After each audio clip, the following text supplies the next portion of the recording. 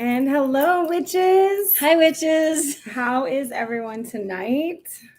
We are here for week 5 of the tarot course, and it's only our second live for tarot, but It is only our second live. as we get into the cards and the meanings and really uncovering all the secret symbology, the lives will help. I don't give more. I think the lessons, the meetups are supposed to be 30 minutes, and there's so much content that it's really hard to stay in that 30 minutes, and sometimes we feel rushed through because we have a lot that we want to we want to cover. We want to cover. Sharing knowledge is not easy, and so exactly. Well, we don't want to miss anything, and we know so much that it becomes very difficult to keep it in a shorter lesson. So we have sort of thought about this tarot course. This is our first time teaching it through Meetup, and that this is like iteration 1, just like when we did the Beginner Witch series. We had 3 iterations of that,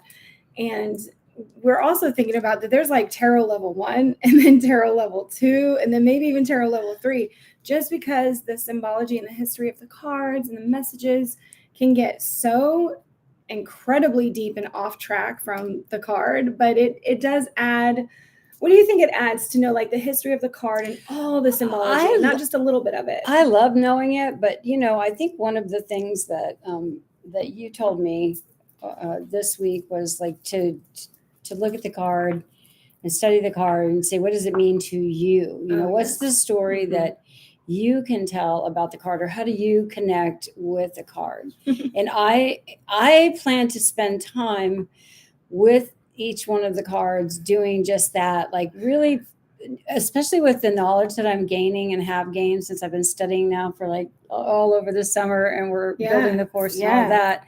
Man. But I think it takes a long time to really, you've been doing this, you've been reading tarot since you were 17 or something. Yeah. And she just picked him up and just said whatever came to her mind. So that was spirit speaking through her. Not everybody gets that right at the beginning. And I don't know, I think when you study. And I don't always have it either. So it doesn't always just come naturally for me. Sometimes my brain gets in the way. But I feel like sitting with the card and then telling a story about the card, or coming up with something about the card that makes it personal to you, to your life experience and your perspective. For instance, with the Magician, what pops into my mind, Magic Man. So see, I don't know what that is. Okay, so anybody that's a little bit older than my daughter.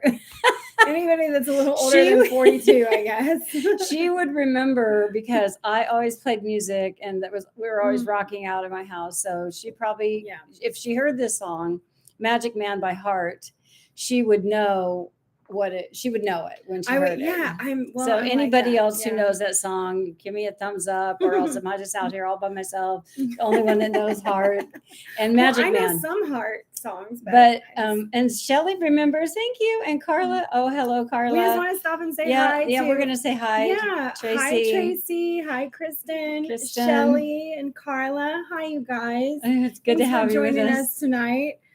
This is a session where you can ask any questions that you have, or type something in, and whatever you want to do. Don't be shy. Don't be shy. And by the way, there's no I don't want to say stupid questions, but for lack of a better word, there's no silly questions or anything. So anything that you think of that you're like, I've always wondered about this, please ask us, and we'll definitely, if we don't know, we'll research it and we'll come back with it.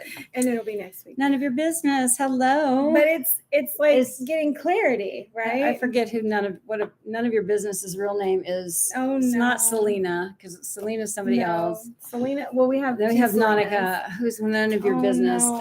If you told us your real name, we've been gone off lives for too long. Well, we just started lives back up after taking Well, I guess it's none of our business what her name is. So.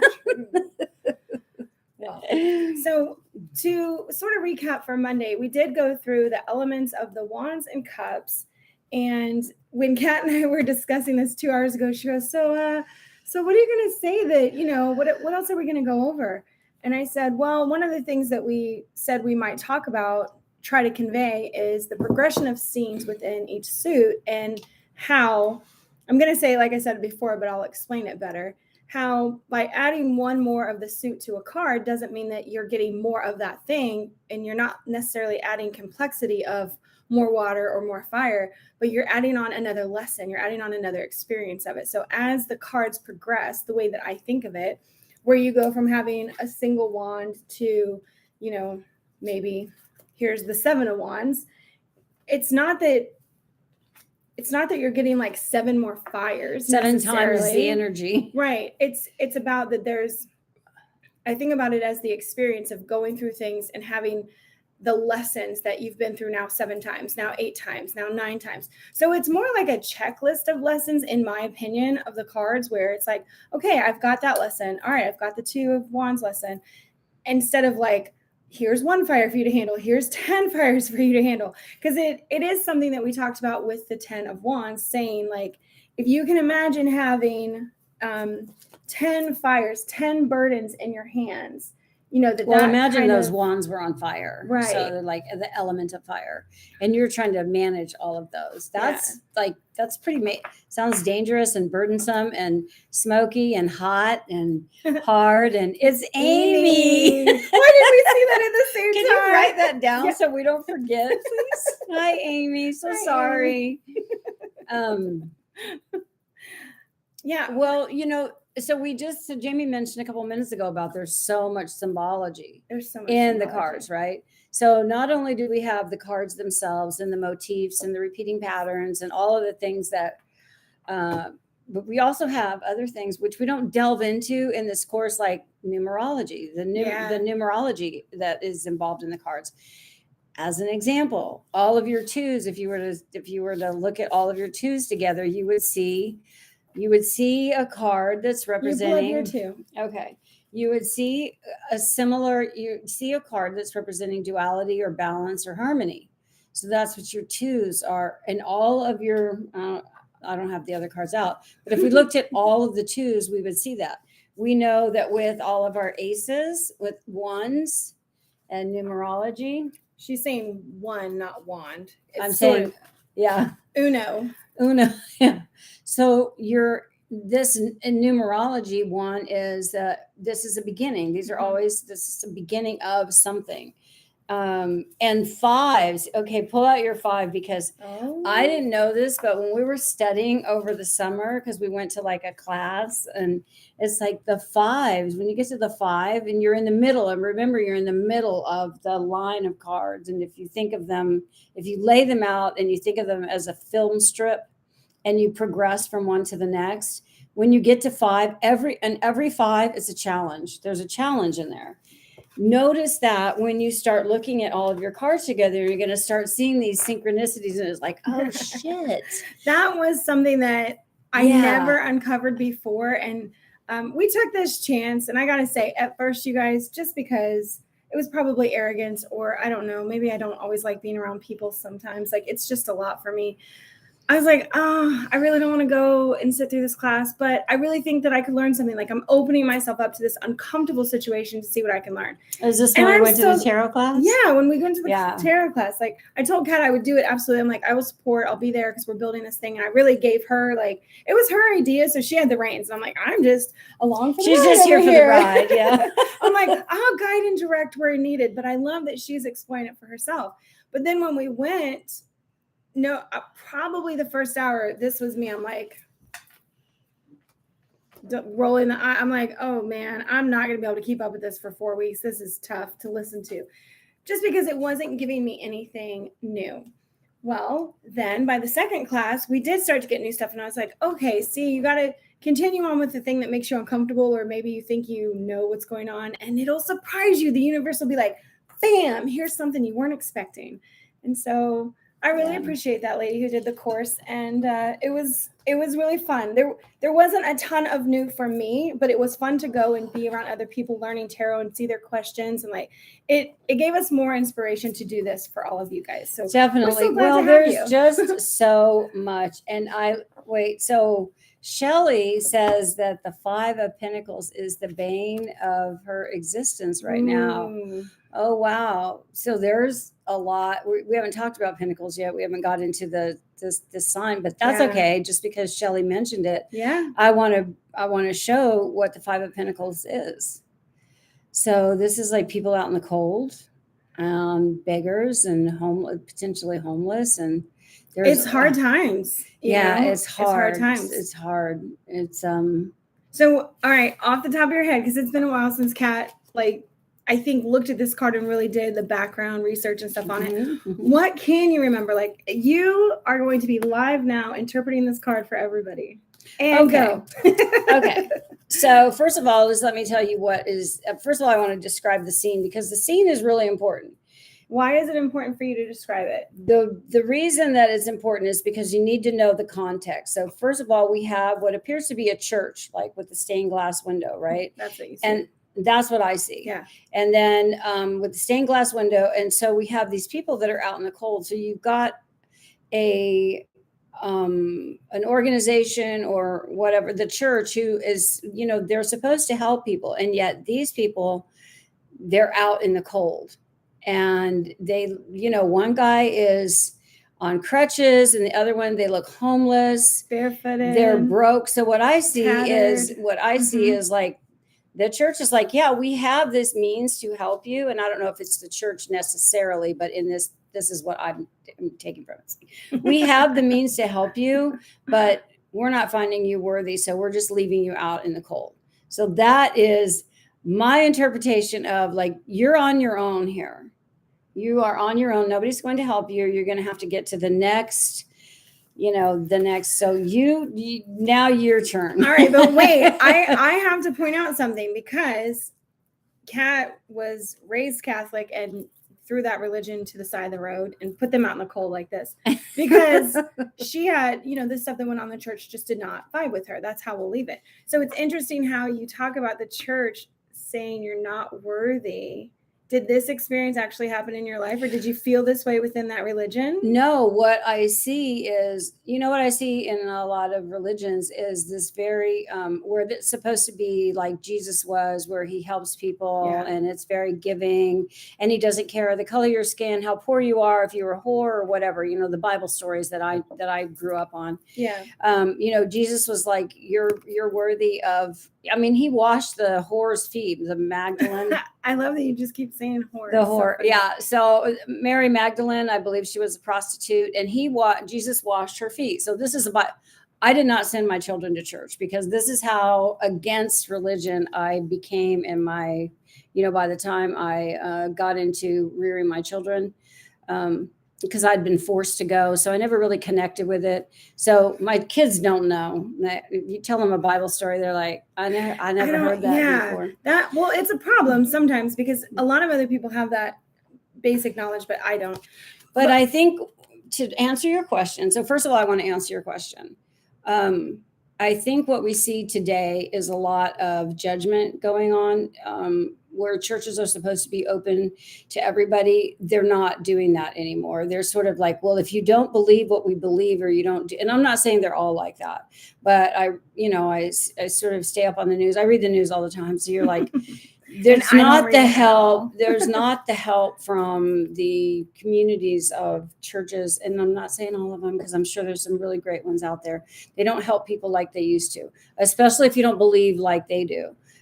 So yeah, I do think that a lot of people are getting shut out from a source of help that used to be more open in maybe earlier times, when there wasn't so many people in need of help and there wasn't so much going on in the world. So, well, the whole reason that I did that for her is because this is a great way to understand that every single reader is skewed in some way by their experiences to interpret the cards in their own way. That's why I asked Kat that question, so you guys could see it firsthand, that somebody with the knowledge of a church and opinions about it, that's how we experience with it, like depending on what your experience was. If you grew up with religion, didn't grow up with religion, if you had a good experience, if it was positive, exactly, you would have a different opinion about this. Perhaps these people don't want help. Maybe they want to go on their own. It's a stubbornness. They don't want to accept the help of the church. Perhaps they're like, no, because maybe they think strings are attached or whatever. But It's as just a interesting, non yeah. as a non religious one, she's never, I mean, I I tried. used to wonder if I was like A bad don't- mom. a bad mom for not, giving my kids like the basics No. of religion, but I don't believe that She I just was. set us free to make our own choices. So we tried a lot of different faiths and just research. Try them on that. for like So- trying on clothes. Yeah, So exactly. you tell me what. fits. All right. Well, it's not. I never saw a church in this because obviously I was never around churches, so I never saw all the stained glass things. This actually reminds me more of a library, sadly, because that's probably where I spent more time. Is in really intricate libraries. So what I think about is, and knowing numerology was one of my first practices as well. The 5 is an expansion number, and expansion is like freedom from barriers. So you have to get past the fences and the barriers in order to get to that experience, and experience is knowledge. So I see it as people struggling to get free of something so that they can acquire what they actually are looking for. Like they're willing to sacrifice something to get to that place of knowledge. Like maybe they're just on their way to the front door of the library where all of their answers are going to be, all their questions are going to be answered, and they're going to be gifted with things. You just don't know. Listen. So if you were if we were reading cards for you, if I was reading a card for you, Totally and different. Jamie was reading cards for you, Yeah. you would get a different interpretation of that, and that's okay. And I actually, that's the beautiful thing I believe about tarot, is because when first of all, our messages, they come from our knowledge of the card, they come from our experience, they come from spirit who's speaking to us, they come from whatever we're picking up from the person who we're reading for. But it's so interesting that she and I, with our different experiences, would read this and card. Mother and daughter. And I raised her. So, we would read this card differently. So whatever your interpretation of it is, that's how, that's okay, because the way that the cards have been designed, just, if you pick up a book, meant for that. If you pick up a book and you see all the words that they say these cards could mean, that's it. That's the whole thing. Yeah. Like you get to pick what that card means for you at the time that you read it, for the person that you read it for. Yeah. So there's no really wrong. There isn't a wrong answer. No. So I'll say the next best important thing for reading tarot is that my belief is when we read for people, I do think that spirit connects us with that person. And so your interpretation of the card is right for that person that's right in front of you. That's where we build our confidence, is to know that the person that was led to your table, your bedroom, your dining room table, wherever you guys are meeting to read cards, the things that come through, if you're not actively trying to like analyze their life and give them answers they want, and if you're just letting the messages flow through you and interpreting it, like just with your heart, be like, it's actually not about them at all. Just say all the words that come through. The message is there for them, and you don't know it, because what I believe in, this is a divination to me, this is how I divine messages for people, is that we're getting sent messages and words to say when we read the cards. So there's not going to be a wrong thing. I would say the only time you're like wrong is if you're trying to read the definition and then tell the person like you interpret it. And that is how I started when I tried to do the Rider-Waite-Smith tarot a long time ago. I would just read off other words and be like, all right, which one of those do you feel? What do you think? And it would start conversation. These were with my friends. It would start conversations with them. And that's how I kind of learned the decks. And I would remember what people said about things. And I was like, oh yeah, that's really interesting. So that's what happened over probably 4 years, is like always reading for my friends and reading the words out to them. And things would hit home. I would start to really understand. I was like, every time this card comes up, somebody's talking about this. So I learned it sort of opposite, I guess. I don't know, in a weird way. But that's what I think is the beauty of tarot, is that we're brought together with people to say things so that they can get the message that they need. And it has nothing to do with the reader. Like we're just the conduit for the messages that come through. Yeah. That was a lot, just pulling that card. So that was a lot. So Shelley, cheers to Shelley. Cheers to Shelley for giving us 15 minutes of conversation. And I just want to say hi to Joellen. Hey, and Stephen, who joined us. So good to see you guys. Thanks for being here tonight. We're just riffing on different cards, and the Five of Pentacles came up, so that's where we were. Yeah. So if you have questions about a card or anything that you would like us to talk about, please feel free to put it in the chat, and Yeah. we will riff on that for a while. Yes. Or I think one of the things that we wrote down before we started was, so again, with all of the things that the tarot cards, all the symbology,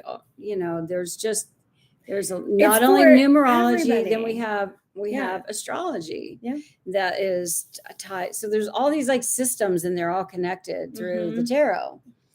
So Well, they're all connected to each other. Like, yeah. if you learn zodiac, you can apply it to tarot. If you learn numerology, you can apply it to tarot. And it just goes in this big circle, how all the things kind of lead into each other, and that's the it beauty could like of be the witchcraft. Venn diagram where you got like yes, so you many got circles, like though. You got like tarot, numerology, astrology, and in the middle it's like, yeah, this is everything. This is our this is our world of divination or symbology or whatever you would call what's in the middle there. Yeah. Well, and then there's like all mix Kabbalah, and so you have the Jewish mysticism, and so all of these, you have the Egyptian mysticism, like all the symbols that go back and back and back and back. Other systems just pick these things up and put them in there and go, well, this is an important symbol and has been for a very long time. And that's why we use it, because we want to add on that deeper layer, that other layer to something that might seem completely mundane. I love it. I love it. Okay, so do we want to talk? Tracy said that she was thinking that they were walking to the front door of the church looking for help. See?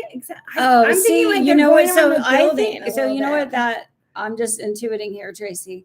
I feel like your experience with the church was much more positive than mine, because on my experience, I have a pretty negative opinion, especially about the Catholic Church, which is what I was raised in. And only because of all of the sex abuse stuff that I learned later on was going on. That never happened to me.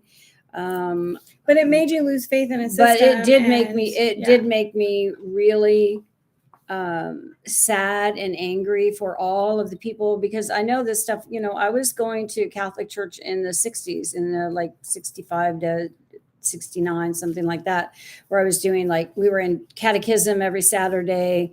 I was doing my first holy, catechism every Saturday, church every Sunday, and then doing my first Holy Communion. I never made it to confirmation, but it was like all of these things. And what I felt by the time that I got into my teenage years was this disconnect with the rituals that the Catholic Church, anybody who's ever gone to a Catholic church, you walk in, you put your hand in the holy water, you do the genuflect, you go kneel, and then through the entire service, the priest is saying something, and he's doing all these things and all this witchcraft stuff, by the way, because that's what it looks like now that I know witchcraft. Right.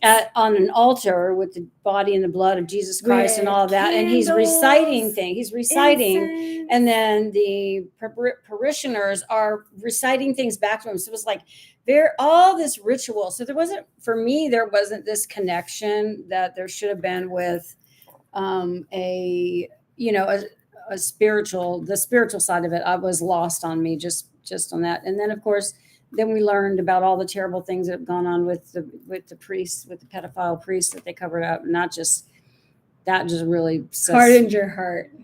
It hardened. Listen, there's a Catholic diocese here in Venice, Florida, where I live, and when I drive by it, I can't help but think about that. And I'm like, I wouldn't even want to live near there.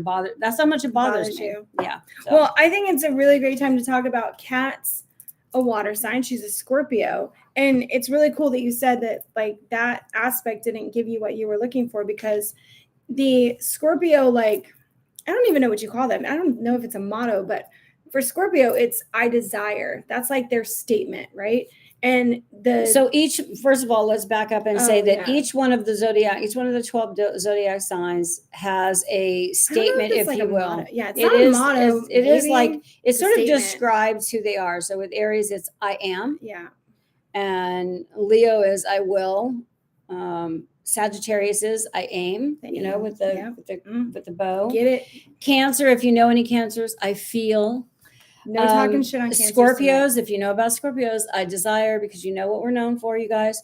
But and then Pisces is like, I believe there are dreamers. So Yeah. there are all the we've only covered 6 of them because we've only been talking about the elements that are related to these 2 The 2 suits that the we 2 went suits that through, we've yeah, for studied so elements. far.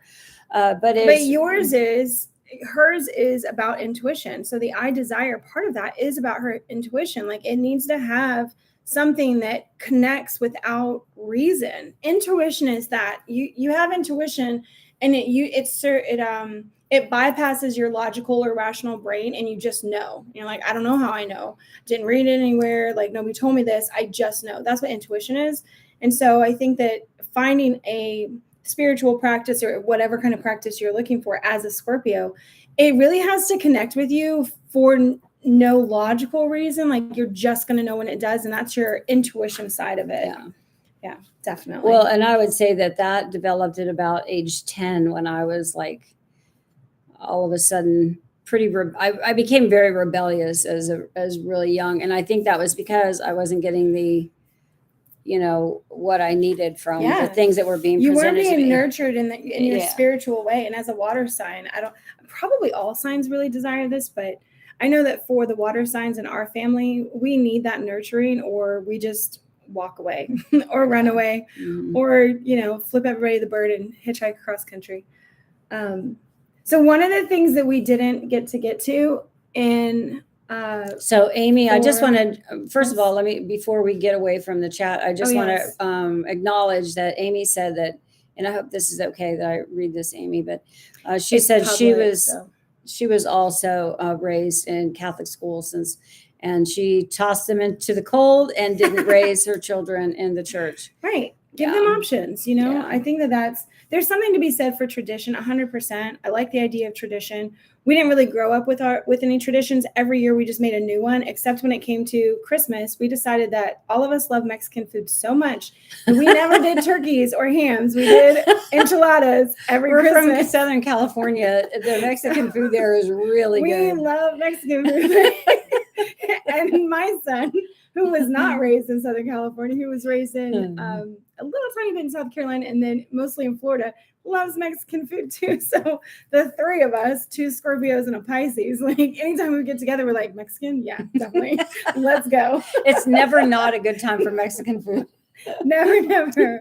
Okay. Well, in moving away from that just a little bit, the court cards, we're going to be going over the court cards in another session as well. But I want to point something out to you guys. Get your court cards out for water, if you will. Okay. Because I think that it's most evident in the wands, where this is the fire element and it's hard to show all 4 at the same time. But the court cards represent the court cards represent I almost wanted to say extreme. I need a new word, dictionary, help me.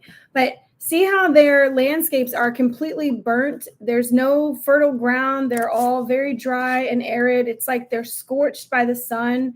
They don't show anything that's like that. In other cards where you'll have like lushness, when you look back when you get into the cups, you like that. Like there's lushness, there's greenery. This represents like a prosperous area where you can grow things. The court cards don't show that because they are I'm looking for the right word. I don't want to say extreme, but they're the amplification of fire energy. Is the court cards. To me, what's happening with those is that imagine that was the only thing around was like the fire element. And all that energy and all of that energy, that fire, it's not just like that it's fire, like literal fire, but when you think about the energy, that it's very energetic, go, get shit done. I desire action, always, right? I desire. That's you. It's I am, I will, I aim. So it's all about go.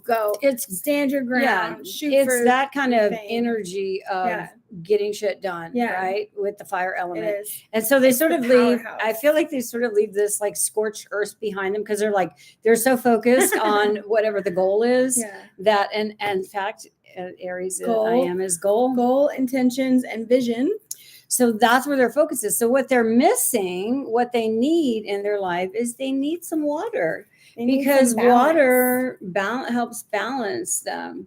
So we can see that we get like 2 scorched, pages. and if we mix them together, we'd have mud, but they don't ever really mix together. They just sort of They balance each other out. They Yeah. balance each other out. It would look more like, imagine Egypt. Egypt is kind of in a scorched land thing, but you have the Nile River that runs through it that provides that the fertile lands, because the Nile River is not a raging river. It just seeps into the land and allows for growth there.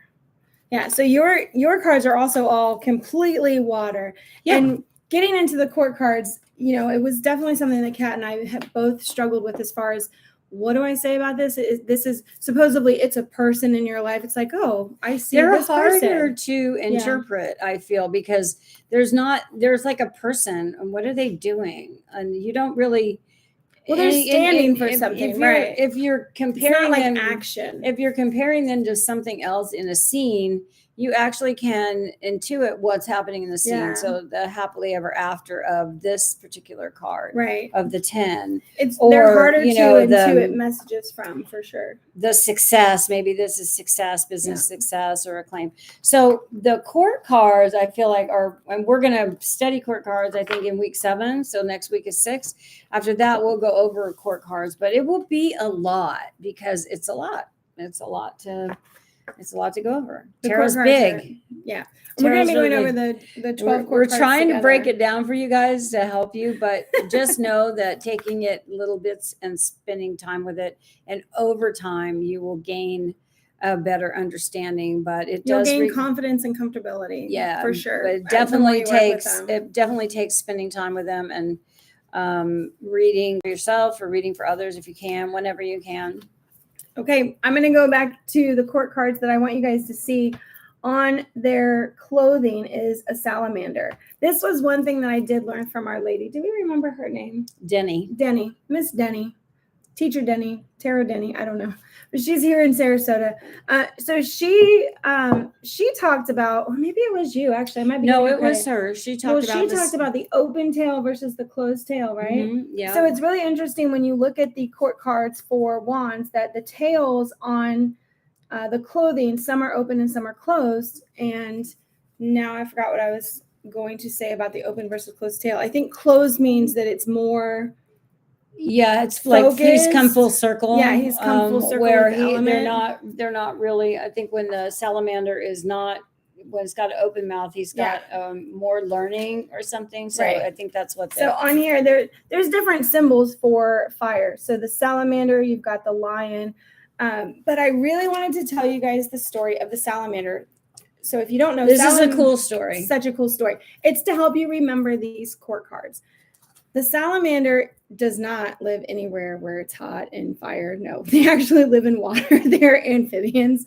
But the cool thing about the salamander and how it became this mythical creature, because it is in lore, when people used to gather wood from the forest and they would put it into the fire, there were salamanders living in the wood. And so they would throw these logs into the fire and out would run a salamander. So they thought that salamanders actually were birthed from fire. I just love it so much. When I learned this story, I was like, that is the best thing ever. So they thought they were like magic. Yeah, they thought they just were born literally from fire. They didn't know how they got there. Yeah. And so that is why you see salamanders, or what you would think is like a lizard, like on the king, there's the little lizard by him. It's like, how is he fire and he has a lizard? Unless you live in Florida and there's like the anoles everywhere. And there are lizards that live in hot places, but this is a salamander. Salamanders don't live in hot places. They live in water and cold places. But that's a story that helps understand that, like, the symbology on the cards come from ancient lore on mythical or magical creatures that people associate with fire and how they came to be. So the salamander being able to pop out of the fire is sort of the same thing as, like, you can birth things from fire. The phoenix rising from the ashes, even though we don't have phoenix on these cards, that would be a fire element that's like something that's created out of the, I don't want to say harsh, but the burnt down land of, like, this is burnt to ash and then something is still birthed from it. So those are two creatures that you can relate to the wands court cards specifically. just to understand their power of bringing things forward, even though we've got this like extremely hot land, not a lot of lush growth. It's almost like instantaneous, like poof, and something big is going to happen. What do you have for your court cards? Well, I have, of course, water, and then I've got a couple of mine have fish in them. So, like the king, there's a fish popping out of the water here, little fish, and then on the page, of course, he's talking to the fish. He's talking to the fish in his cup. But the other two cards, the queen, I don't see a fish on the queen. Does anybody see a fish anywhere on the queen? Because I don't. Is that focused? Not really. It's not very focused. Come on, iPhone camera. That's a little bit better, but yeah, it's not. So the fish isn't there. There's not a repeating symbol with them. Not the fish. Mermaids, cherubs. Well, so he's got fish on his clothing. If you look closely, he's got fish there on his clothing. And then she has what looks like little mer people on her chair, and he's holding a fish. So if you look down to the bottom, this is like a little mer person, and he's holding a fish in his hand. So we've got the element of water coming in, that fish are supposed to be messengers, and I never in my life heard that. I did not know that fish were messengers, but supposedly. Well, I think because these cards are also, so we know that the element of water, we know that the zodiac signs associated with that are Pisces, Scorpio, and Cancer, the water signs. But of those three signs, the one that is that dreamer, creative person, the Pisces, the fish. So when I see the fish on here, that's what I think about, is that Pisces. And I know, because I've got two Pisces, but my daughter, my grandson, and a couple boyfriends and friends. all my best friends were Pisces. So they're like super creative, and they're dreamers. And so I think there's creativity is one of the elements of just the cups, in addition to intuition, and the emotional side of us is also that dreamer side of us. So that's what it reminds me of. And again, remember, for every one of us, these cards, it's something different. It's going to be slightly different. You shouldn't be reading them. You won't have the same interpretation as somebody else, and that's the way it's that's exactly how it's supposed to be. So don't feel like you're doing it wrong, because when you see it, you don't intuit the same way that your friend does, or your sister, or whatever. Well, I love it. Tarot reader, even. Steven says that the Queen's cup looks like a lobster. I mean, if you pull, the little like lobster claws, we talked about it as being really intricate. My camera is not focusing. Focus no, camera. It's not. No, it's not doing it at all. It's really not. So we think about her having the intricate cup because it's something to be pondered, appreciated in its uniqueness, and that adds to the element of the water sign and being able to go with the flow and just accept all and have those emotions of like, I want everybody to love everybody. That would be really great if we could live in that world. But it does, to me, they look like little angels. They look like to me, I don't know. I can't get close enough because every time I do, it starts to get blurry. But we're going to go over the court cards again in 2 weeks? Week 7. Week 7.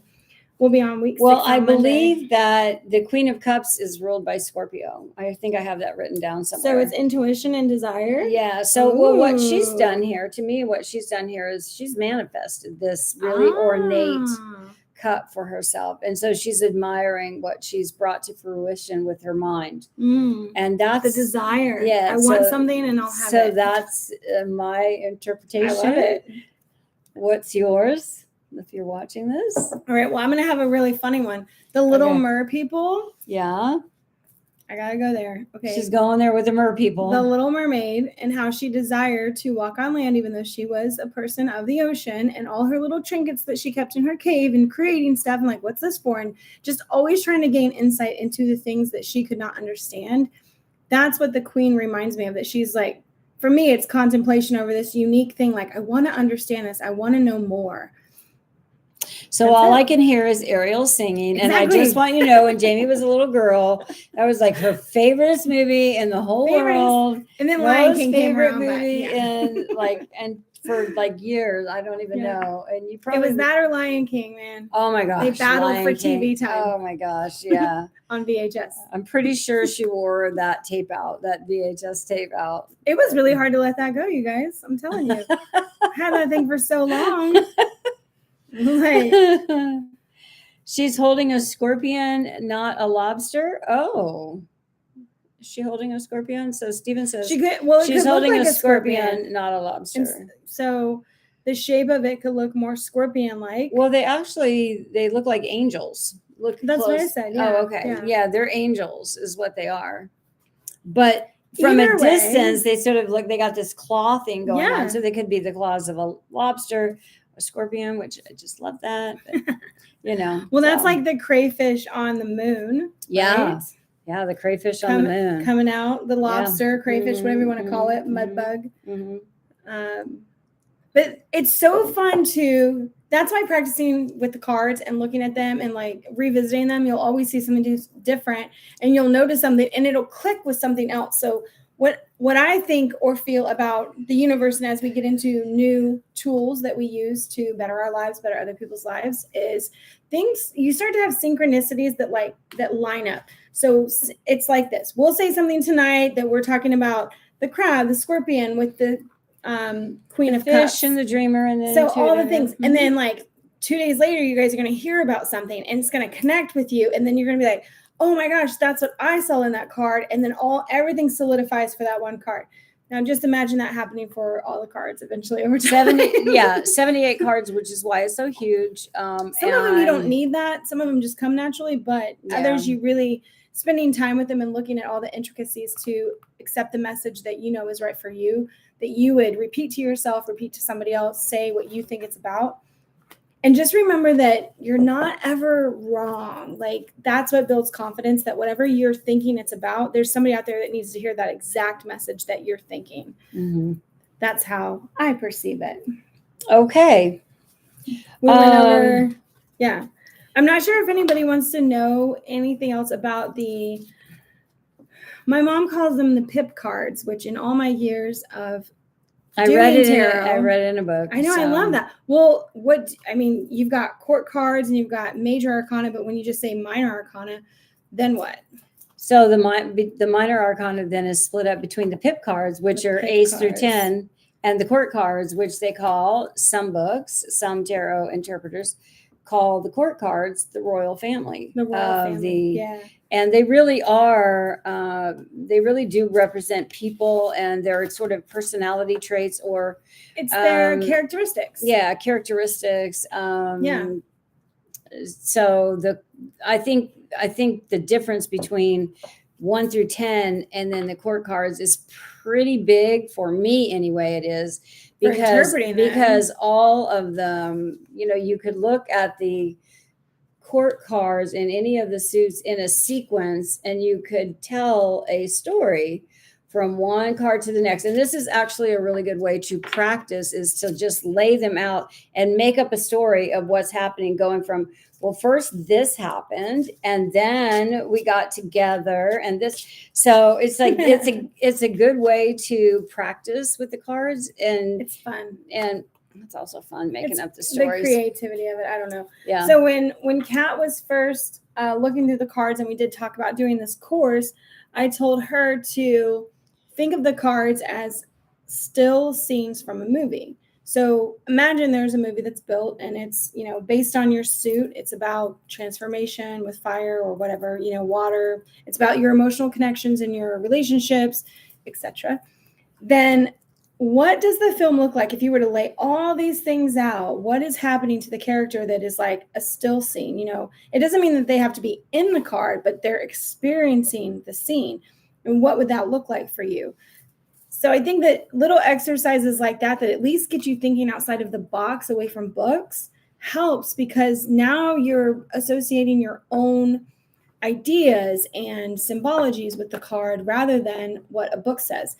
What I've always found is that no matter what you end up saying, you'll find it in a book that somebody else thinks the same thing. Well, and the other thing that you're bringing to that exercise is your own personal experience wherever you are in your life. And if you Mhm. read them today and then you read them a year from now and then 5 years from now, or do these same exercises, I think It you're going to changes see over time. you're going to see an Yeah. evolution Sure. of that what you saw today, you're seeing something Yeah. else a year from now or 5 years from now.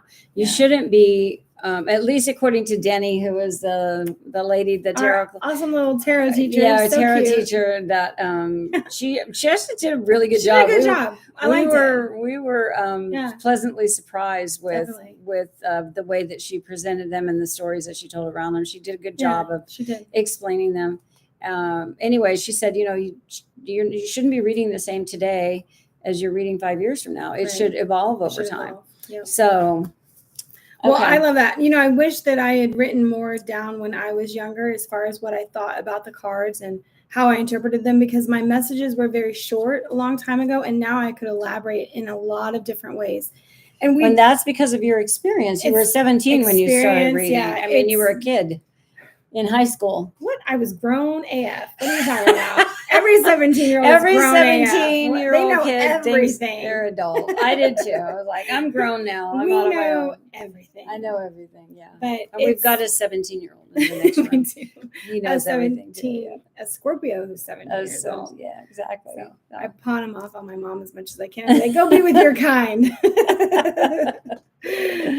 Well, that is the tarot talk that we have for tonight, you guys, just because it is already 7:46 and we don't want to keep you too long. Thank you so much for being here with us. Yeah.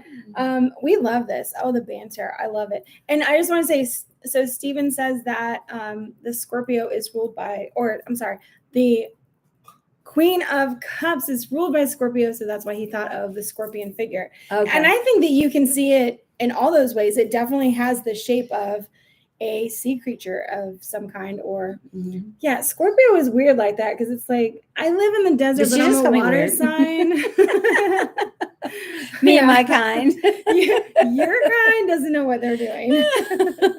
Maybe they're in the desert and they're desiring water because they're a water sign. They're We like, don't if need I only water. had some water. Actually, I don't know if you guys know this, but scorpions live all over the United States. They're not just in the desert. We have them here in Florida. There's different kinds of scorpions, like the whip scorpion that we have here. Definitely. There's one called a vinegaroon. A vinegaroon. A vinegaroon. I'm pretty sure I love that's a that. scorpion. They're in Nevada. Oh. And I lived there for a while Well, outside isn't that Las hot and Vegas. dry? It's very hot and dry, Yeah. but they're clear, so you can kind of see through them. They're like they blend in with the sand, but it's called a vinegaroon. You don't want to get bit by one. So Stung? anyway, yeah, Stung? stung. Yeah, stung.